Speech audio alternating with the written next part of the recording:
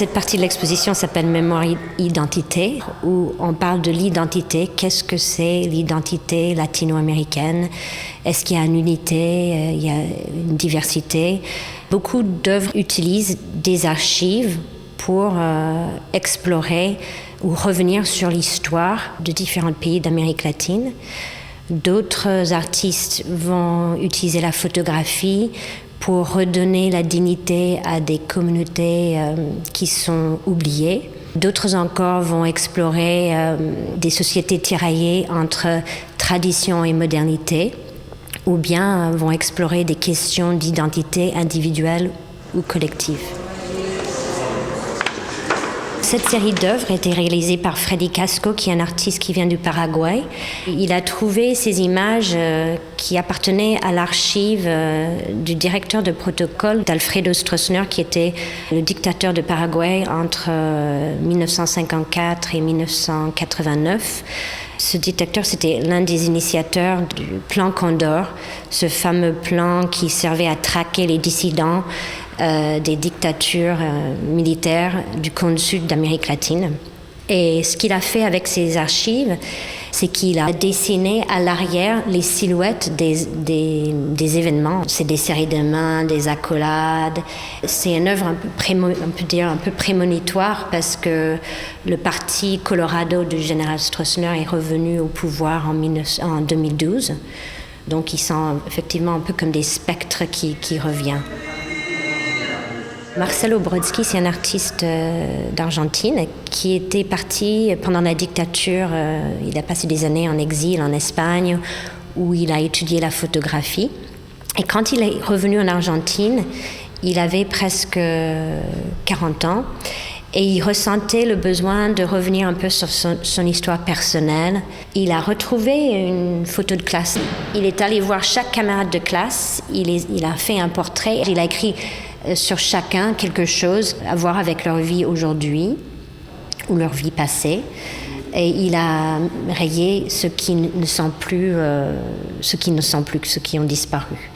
Parce qu'il y a 2 qui ont disparu, on les voit rayés, Claudio et Martin. Il a appelé tout ce travail Buena Memoria. C'est une allusion bien évidemment à la bonne mémoire des élèves, aussi cette nécessité de se souvenir de ce qui s'est passé pendant la dictature. Ça, c'est une série d'œuvres d'un artiste brésilien qui s'appelle Rosângela Reno. Elle a découvert toute une archive photographique qui date du début du XXe siècle, de plaques en verre et de négatifs, dans une prison à Sao Paulo. Et elle a décidé d'en faire une série d'œuvres qui s'appelle Cicatrices. Elle était vraiment fascinée par la manière dont ce photographe de prison, ce photographe institutionnel, avait ce regard très intime sur les tatouages des prisonniers.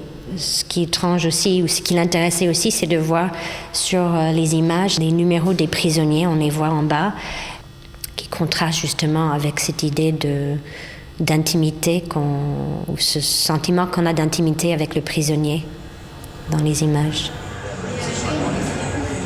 La série O, c'est une série d'œuvres d'un artiste colombien, Juan Manuel Echevarria. Il a été invité à une cérémonie de commémoration dans un village dans la région de Montes de Maria, en Colombie.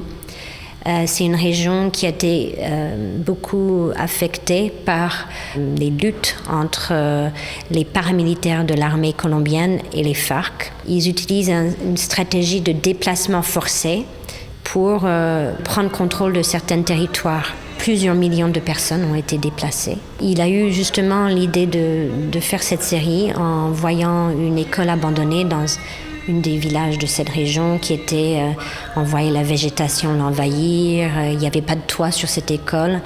Et donc, il est parti dans une vingtaine de villages pour photographier ces écoles. En regardant toutes les images après avoir réalisé la série, il avait trouvé quelque chose noté sur une tableau noir qu'il n'avait pas vu au début. Et c'était marqué « Ce qui est beau, c'est d'être vivant ». C'est une série d'œuvres que Marcos Lopez, c'est un photographe argentin, a réalisé dans les années 90, pop latino.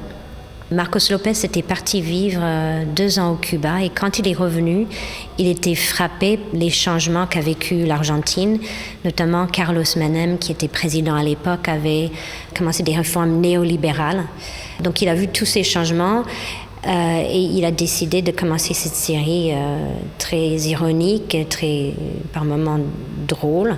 Il est en train quelque part de nous parler d'une société qui est tiraillée entre tradition et les effets de la mondialisation. Ça, c'est l'œuvre d'un photographe qui s'appelle Milagros de la Torre, qui est péruvienne. C'est une série qui s'appelle Anti-Bias.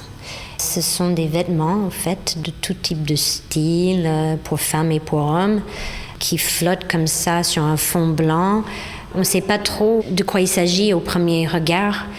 En fait, ce sont des vêtements par balles pour protéger les gens contre les attaques armées.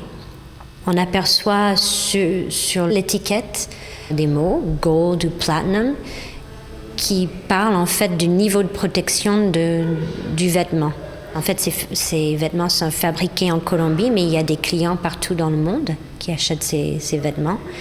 Quelque part, peut-être elle est en train de nous parler du moment où la violence devient tellement omniprésente que ça commence à faire partie de son identité, de ses codes vestimentaires.